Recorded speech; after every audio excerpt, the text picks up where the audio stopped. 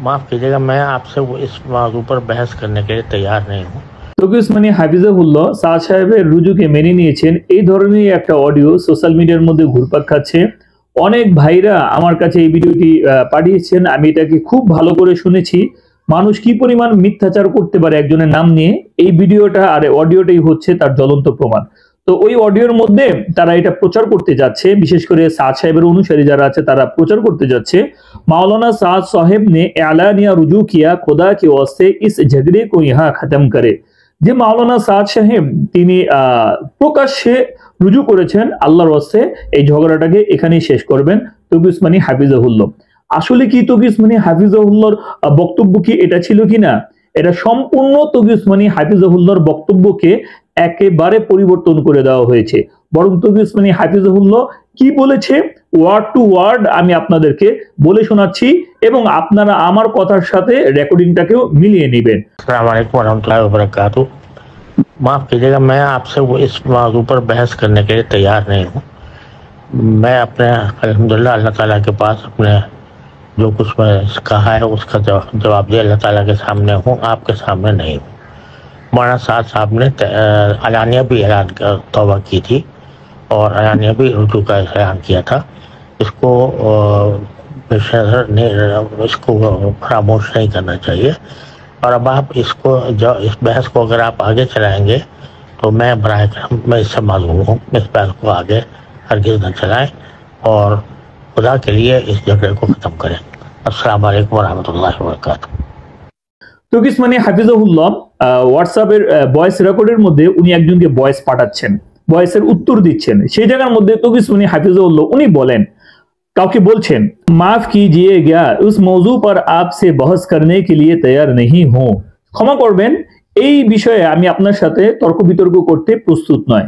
मैंने जो कुछ कहा है मैं আল্লাহ তাআলা के सामने उसका जवाबदेह हूं, আমি যা কিছু বলেছি আমি আল্লাহ তাআলার কাছে জবাবদিহি করব।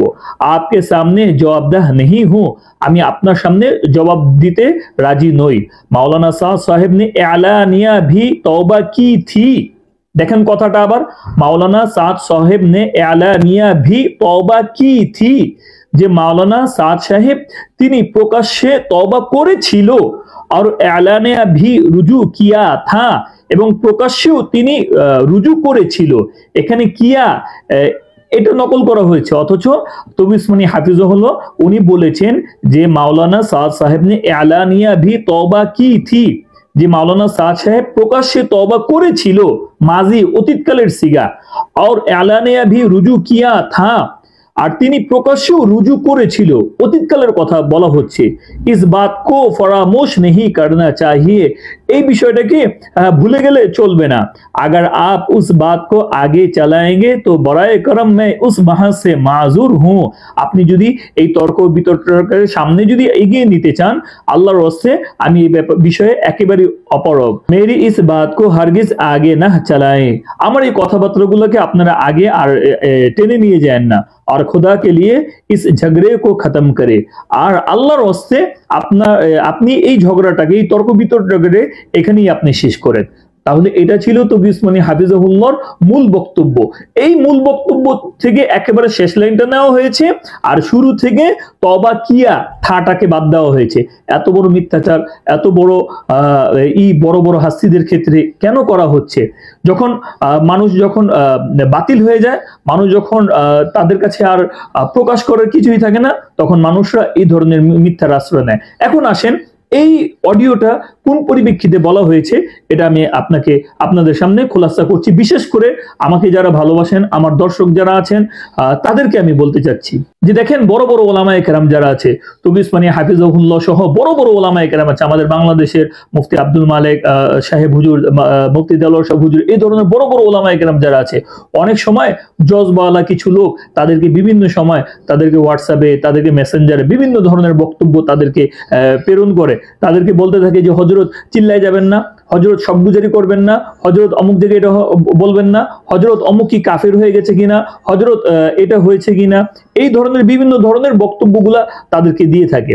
তো একজন ব্যক্তি সাদ সাহেবের ব্যাপারে তৌকি উসমানী হাফিজাহুল্লাহকে হোয়াটসঅ্যাপের মধ্যে ভয়েস পাঠাচ্ছিল যে তৌকি উসমানী সাদ সাহেব ব্যাপারে আপনি কি বলবেন, সাদ সাহেব তো এই রুজু করেছে, সাদ সাহেব তো এই ধরনের কথাবার্তা বলছে, আপনারা কেন চুপ আছেন, সাদ সাহেবের ব্যাপারে আপনারা কেন কোনো পদক্ষেপ নেন না, সাদ সাহেব তো হকের পথে আছে, সাদ সাহেবের কথাগুলোকে কেন মেনে নিচ্ছেন না।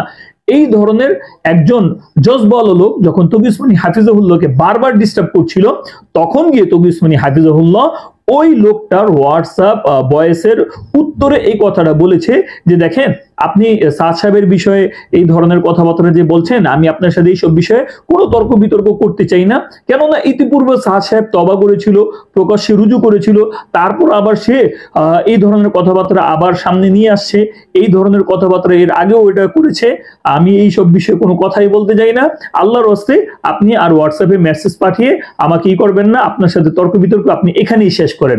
মূল বিষয়টা ছিল এটা।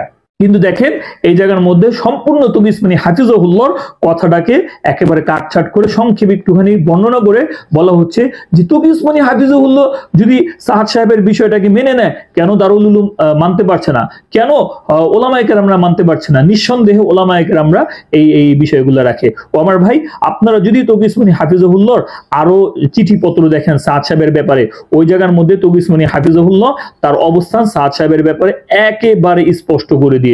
আমি আপনাদেরকে পড়ে শোনাচ্ছি, একেবারে উনার চিঠির মধ্যে ছিল এটা। দেখেন তৌকি উসমানী হাফিজাহুল্লাহ সাদ সাহেব এবং সাদপন্থীদের ব্যাপারে কি বলেছিল।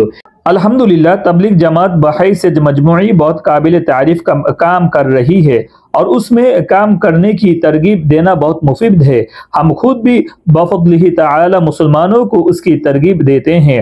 আলহামদুলিল্লাহ তাবলিগ জামাত সমষ্টিগতভাবে খুব ভালো কাজ করছে, প্রশংসার কাজ করছে, আর আমরাও এই মুসলমানদেরকে এই কাজ করার জন্য উৎসাহ দিয়ে থাকি। लेकिन उसके लिए ये कहा जरूरी है कि उसके खास मुरव्वजह तरीके को फर्ज आइन करार दिया जाए। কিন্তু এই ধরনের কথাবার্তা যে তাবলিগ জামাতের বিশেষ পদ্ধতি এইভাবে বের হওয়াটাকে এটাকে ফরজে আইন সাব্যস্ত করা, अफसोस है कि ये जमात के मुख्तलिफ दाइन की तरफ से इस मसला में हुदूद से तजावुज किया जाता है। এই মাসালার মধ্যে তাবলিগ জামাতের কিছু দায়ী যারা আছে তারা অনেক বেশি সীমালঙ্ঘন করে থাকে, और उस पर अकाबिर उलमा करम की तरफ से कई बार जमात के अकाबिर को मुतवज्जह भी किया गया है। এই ধরনের কথাবার্তা যখন বলা হয়ে থাকে তখন বড় বড় ওলামায়ে কেরামরা তাবলিগ জামাতের বড় বড় ওলামায়ে কেরামকে এই সমস্ত বিষয়ে সতর্ক করেছে। लेकिन आए दिन इस किस्म के तजावुज की इत्तलात मिलती रहती है। কিন্তু সামনে এই সমস্ত বিষয়গুলোর অবগতি আমাদেরকে জানানো হয়, जिनसे ये खतरा होता है कि खुदा नाखास्ता ये एक फिरका बनकर न रह जाए। সামনে আমাদের ভয় হচ্ছে যে আমরা ভয় পাচ্ছি আল্লাহ না করুক যে এই তাবলিগ জামাত এটা কোনো ফিরকায় যেন পরিণত না হয়। हो सकता है कि आप ये फरमाए कि आपने इस खास तरीके को सराहतन फर्ज आइन नहीं किया, लेकिन उन बयानात से उमूमी तासीर यकीनन यही बनता है। हाँ, আপনাদের বক্তব্য আপনারা বলবেন যে খাস পদ্ধতিতে আমরা এটাকে ফরজ আইন বলি নেই, কিন্তু আপনারা যে সমস্ত বক্তব্য দেন সাধারণত এর দ্বারা বোঝা যায় যে তাবলিগ করাটাই হচ্ছে ফরজ আইন। इस किस्म के उमूमी बयानात की इत्तला मुझे बकसरत मिलती रहती है। এই ধরনের সাধারণ কথাবার্তা এগুলোর সম্পর্কে অবগতি আমি অনেক পেয়ে থাকি, और अपनी बाद तहरीरों या तकरीरों में बंदा ने उसकी तरदीद भी की। বিভিন্ন ধরনের বক্তব্য লেখনের মধ্যে আমি এই ধরনের কথাবার্তাকে প্রত্যাখ্যান করেছি। তাহলে দেখেন এই জায়গার মধ্যে তৌকি উসমানী হাফিজাহুল্লাহ উনি আগেই স্পষ্ট করে দিয়েছেন যে তারা বলে যে আমরা সাবধানতা অবলম্বন করব, সামনে থেকে এই ধরনের বক্তব্যগুলো দিব না, কিন্তু তারা এর পরবর্তীতে আবার এই ধরনের বক্তব্যগুলোই তারা দিয়ে থাকে। তো এই জ্বলন্ত প্রমাণ তৌকি উসমানী হাফিজাহুল্লাহ পূর্বেই কিন্তু আমাদেরকে সতর্ক করে দিয়েছেন। এমনকি আব্দুল মালিক হাফিজাহুল্লাহ উনি উর্দুতে একটা কিতাব লিখে পাঠিয়েছেন যেটার মধ্যে সাইন করেছেন তৌকি উসমানী হাফিজাহুল্লাহ। এই ধরনের হাজার হাজার জ্বলন্ত প্রমাণ আছে। এখন তৌকি উসমানী হাফিজাহুল্লাহর একটা ছোট্ট একটা বক্তব্যকে এনে যদি এই ধরনের কথাবার্তা বলা হয় যে তৌকি উসমানী হাফিজাহুল্লাহ তিনি রুজুকে মেনে নিয়েছেন, দারুল উলুম দেওবন্দ কেন মানে না, এটা হাস্যকর ছাড়া আর কিছুই না। তৌকি উসমানী হাফিজাহুল্লাহ উনি কিন্তু দারুল উলুম দেওবন্দেরই সন্তান এবং উনার পিতা মুফতি শফি সাহেব দারুল উলুম দেওবন্দের মুফতি সাহেব ছিলেন, এগুলো ভুলে গেলে কিন্তু চলবে না। এই ধরনের ভিডিওগুলো আমি কিন্তু তৈরি করতাম না, কিন্তু আমি প্রথমে সাহাদ সাহেব সহ অন্য তাবলিগ জামাত যেন মিলে যায় এই প্রত্যাশায় আমি করতাম। কিন্তু পরক্ষণে সাহাদপন্থী এবং সাহাদ সাহেবের অনুসারীরা যেই পরিমাণ আমাকে ফোন দিয়ে কমেন্টে বিভিন্নভাবে আমাকে হ্যারাসমেন্ট করেছে, আমাকে যেই পরিমাণ তারা টর্চার করেছে, এরপর থেকে আমার আর বুঝতে বাকি রয়নি যে এই জামাতটা হচ্ছে একটা ভ্রান্ত একটা জামাত, দিন দিন এটা একটা ফেরকায় পরিণত হয়ে যাচ্ছে। তো এই ভিডিওটা সম্পূর্ণ আমার দর্শক যারা আছে তাদেরকে উদ্দেশ্য করে তৈরি করা হয়েছে, কোনো সাতপন্থী সহ অন্যদেরকে লক্ষ্য করে বানানো হয়নি।